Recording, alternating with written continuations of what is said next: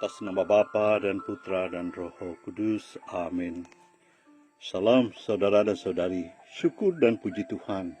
Sekali lagi kita berkesempatan bersama-sama dalam ruangan renungan audio sentapan firman Tuhan ini.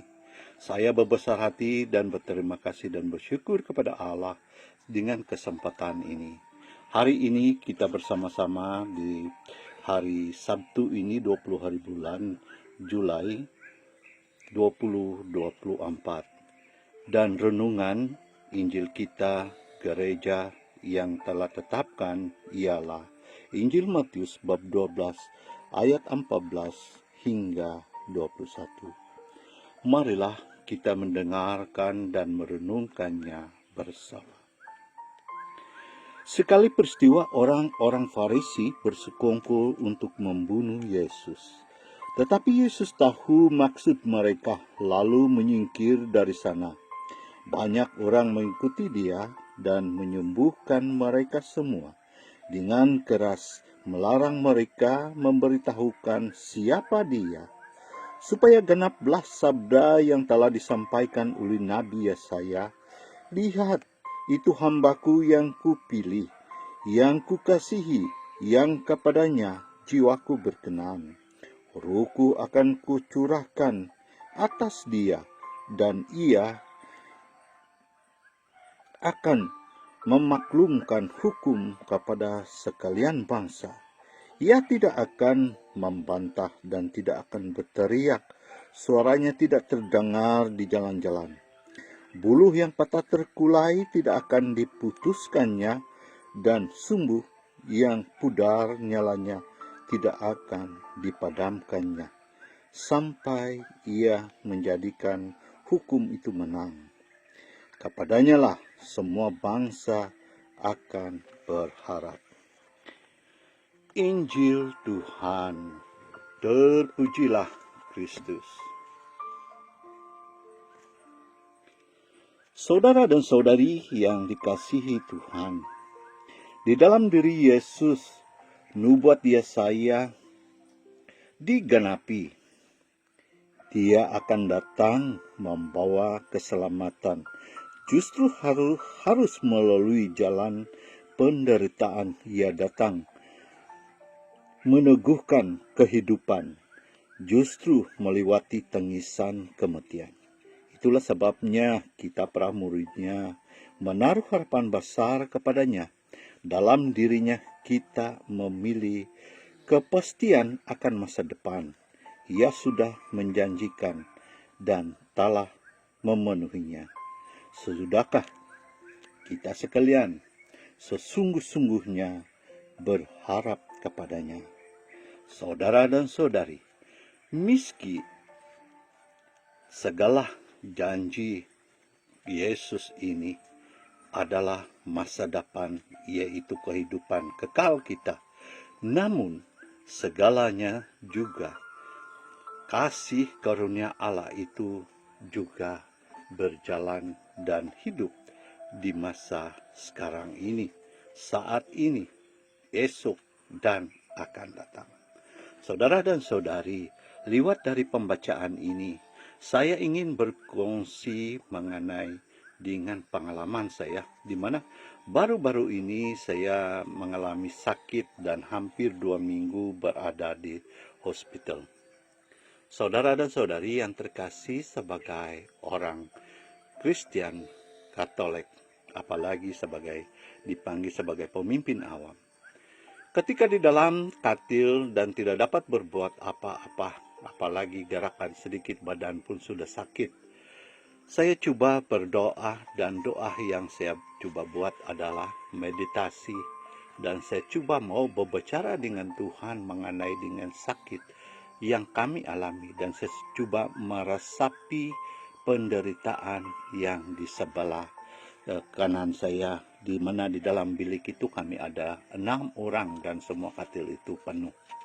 Tetapi saudara dan saudari, ketika saya mula memasuki dan merasai segala penderitaan yang dialami oleh rekan saya begitu menyakitkan, sehingga saya tidak mampu meneruskan, sehingga hanya beberapa menit saja, saya mengatakan kepada Tuhan, Tuhan kasihilah kami, Tuhan kasihilah kami, berulang kali.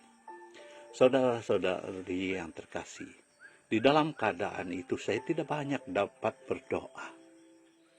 Sebab sebagai seorang pemimpin banyak kali saya mau mendoakan orang yang sakit dan sebagainya, memberkati mereka. Dan ketika saya sakit sendiri, apakah saya layak untuk meminta Tuhan? Apakah saya layak untuk mau berkata-kata lagi dengan Tuhan? Saya merasa sungguh-sungguh tidak layak. Namun segala apa yang saya alami adalah satu yang kebaikan bagi saya untuk kembali kepada kehidupan rohani. Nah, saudara dan saudari yang terkasih, di masa Yesus juga ada tantangan, yaitu orang-orang Farisi ingin membunuhnya. Namun Yesus menyingkir. Dan saya juga berlawan dengan iman dan kepercayaan saya. Dan benarlah si jahat memang datang ketika dia berbicara di dalam hati dan pikiran saya. Apa yang kau boleh ucapkan? Apa yang kau boleh syukuri? Sebab biasanya kita setiap bila bangun pagi, kita mendengar mula burung-burung berkicau, kita bersyukur sebab diberi napas baru dan dapat udara baru. Tetapi bila di dalam keadaan sakit, gerak sedikit saja sudah sakit, dan apa yang semua kau boleh katakan, ucapkan syukur, apa lagi yang boleh dicakap syukur kepada Tuhan? Itulah si jahat berkata-kata di dalam diri saya. Seandainya Tuhan mengasihi engkau, engkau tidak ditimpa sebegini. Itulah 100%. Tapi saudara dan saudari yang terkasih, seperti di dalam firman yang kita dengar, bulu yang patah tidak akan diputuskan, dan sumbu yang pudar tidak akan dipadamkan. Begitulah saudara dan saudari, sehingga saya berdoa dengan sungguh-sungguh.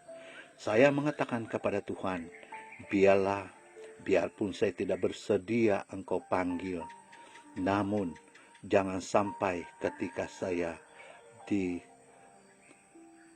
napas yang terakhir saya tidak mengimani engkau, ataupun saya sudah kehilangan iman.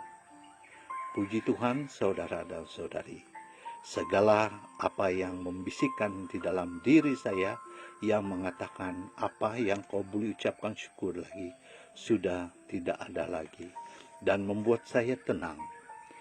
Dan di dalam pengalaman saya itu, benar-benar saya bersyukur dan bergembira karena ketika saya sudah kembali di rumah, semua umat-umat bergelir-gelir datang ke rumah untuk mengunjungi saya, memberi penghiburan. Bukan itu saja, ketika saya sudah mulai boleh berjalan dan keluar pergi makan, orang-orang yang tidak seiman pun rupa-rupanya banyak yang mengenali saya dan bertanya kabar, bagaimana sudah kau? Nah, saudara dan saudari yang terkasih, penghiburan Tuhan itu tetap ada. Maka daripada pengalaman yang saya alami, yang saya telah kongsikan, dan daripada lewat firman ini, sekali lagi meneguhkan kita bersama bahwa sebenarnya Allah tidak membiarkan kita di dalam kematian iman, tetapi Dia mau mengajar kita supaya kita berteguh di dalam cintanya. Semoga Tuhan memberkati kita semua. Amin. Atas nama Bapa dan Putra dan Roh Kudus. Amin.